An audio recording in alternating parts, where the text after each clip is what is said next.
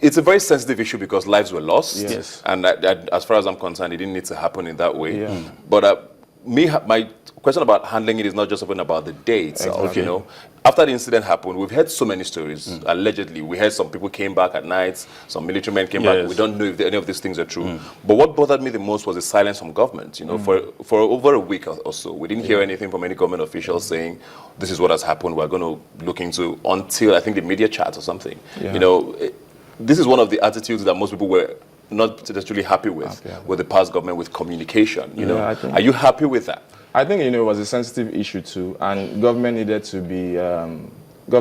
be careful of how the situation was handled. But, although information needs to be managed, but then information must also be shared so that people can understand the context within which things are going. Or you also asked the question of the agitations from the people of Biafra, and you know the agitation from this Shiite sects and all of that. All these, I believe, are consequences of the roots issues of poverty and corruption in Nigeria. These things can't thrive. You know, if the people in the southeast are gainfully employed, it will be difficult for you to have them agitate for a state of Biafra. You know, the UN Charter, UN statutes guarantee a people the right for self-determination. Yes, but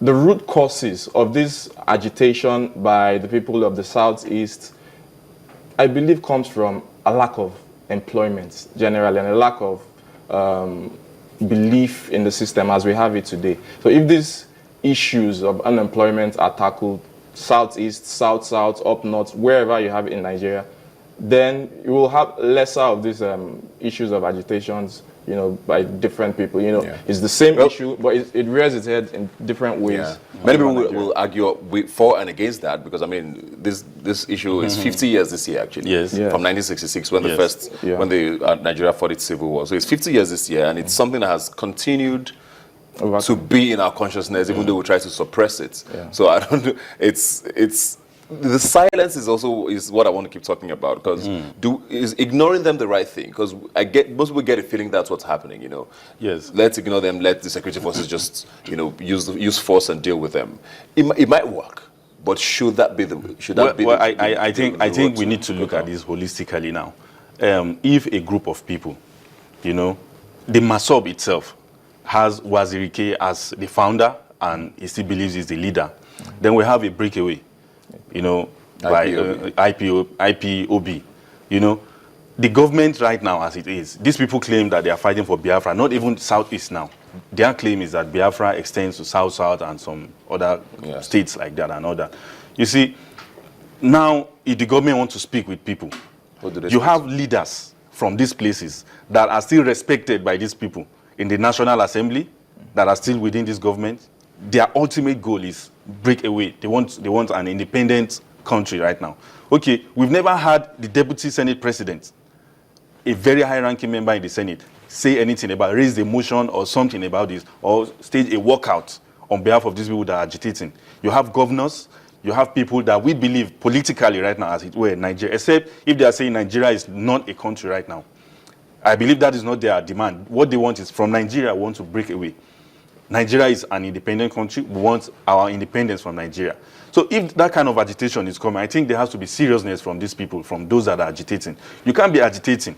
And you have, some people have even said, the sponsors, they are getting sponsors from political elites that are not in tandem with the realities of what actually happened in the last election. That they lost out from a government that is more friendly to one that is not too friendly. So, and that is why they are sponsoring these people. So, but okay, we are not even going by that. We are going by, okay, you have a genuine agitation. Why not go through those people that are leaders right now? Or even say something, let's know that there is this seriousness. Ekweremadu, the Senate President, Senator Ekweremadu cannot go to his state right now, Enugu State, from his senatorial ward. And Nnamdi Kanu stand and he says, I want you people to go by this, my senatorial ward. And Nnamdi Kanu will say, I want you people to go like this. And you won't, you will not find out that Ekweremadu does not have the kind of followership that Nnamdi Kanu has. I don't think that is the case. Ekweremadu and others now, I'm using him as an example, and others that are political leaders, the governors, ministers from there and all that are still there. I believe the first step for them to be taken serious by any government, if they are not coming to serve as distraction to the central government right now, is for them to have a holistic approach to this. Let's first of all get our people that are in the government, this government, they are patronizing this government, within the government, and also fighting to want to break out. I don't think it works that way. The international community will not take them serious if that is the way they are going about it. So I think the silence from the government, if I want to look at it from my own perspective, is the fact that there has to be seriousness from these people.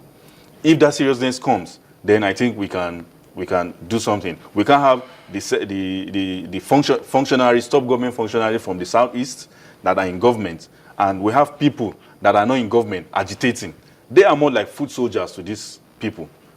They are more like foot soldiers to the politicians that are there right now. So let them take the bold political step by calling on their own people, and let's have a holistic approach to this thing. Then everybody is going to take them serious.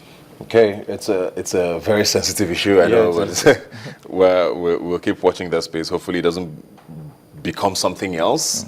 I mean, we have enough issues in our hands in 2016 already, so we're hoping that doesn't add to it. Exactly. Let's move on now to the one corruption and focus a little bit more on that. It's also, I think, it's the one thing that Mr. President kicked off with, even without ministers. You know, we've been hearing of arrests and invitations. A lot of them say they've been invited, not arrested. Yes. You know, we've heard a lot of that happening, and especially with Dasuki Gates now, which is what it's been called. I mean, there's so many names have been thrown up in the air.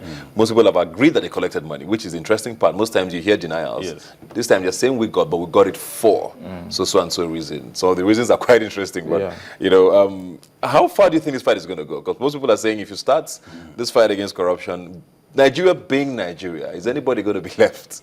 Yeah, exactly.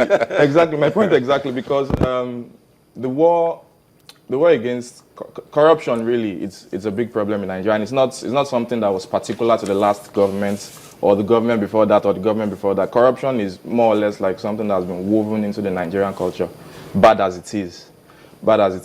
Buhari, if you go by his body language from the last presidential media chats, I think, in my own opinion, that he really did not demonstrate too much faith in the judiciary to bring this, and it's been demonstrated also by the number of times he's picked Dasuki up again after he's been released on bail, or the number of times agencies picked him up. Yeah, picked him up rather. The agencies picked him up. But the number of times the agencies have picked Nnamdi Kanu too. Nnamdi Kanu has not even been released, even though he's been granted bail. I think he has not really demonstrated faith in the judiciary. So how's he going to fight this war? To deliver justice. So I'm thinking he's not going to record too much of a success in bringing to books those that perpetrated corruption before now. I think it's not going to record too much of success in that. Where I think it might gain traction in the area of corruption is the ability to channel the funds that are meant for the people according to his own budget to the purposes for which they were dedicated for in this dispensation. Corruption, the root causes of corruption in Nigeria is not something that institutions as we have them today can tackle. Yeah. It's something that, you know, rears its head because of the culture, our customs and our attitudes in Nigeria, the attitude of gift giving. I mean, we have a political environment that gives exclusive favor to those that are wealthy or in the elites. If you are not rich, you can't enter power in Nigeria, which means that if I want to go into power, I probably have to get money first by whatever means. So corruption is something that our system encourages. So I mean, I don't know. In 2016, what do you think is going to happen with the war against corruption? I mean, what do you think, by December, what do you think would have happened? Do you think we're going to see any prosecutions?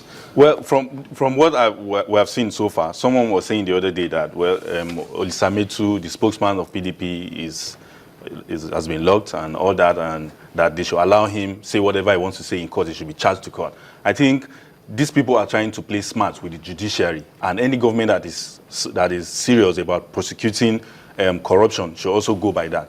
People have been talking about persecution and all that. You know, Olisametu was the first. I'm using him as an example now. He was the first to come out and say they were trying to get at him and all that. Yeah. You know, so the government also came out. The EFCC came out and said, yes, we're trying to get at you because we're investigating. So you can't hold us to it. You were the first to go to the media. So we had to defend ourselves in the media. So I think they have to be shamed. There's this culture in Nigeria. We have this moral burden, you know, that everybody is trying to protect. We have moralities here and there. Nobody wants to be called as a thief, even though most people are are thieves, most politicians are thieves, you know. So, but okay, if you are naming and shaming them, it's also part of it. So it discourages others while we deal with the reality on ground. Well, I guess we will have to take what we have, isn't it? Thank you very much, Ahmed. Thank you very much, Adeni, for being here today. Hopefully you come back when next we call you. You are one of us already. Thanks for being here today. Thank you very much.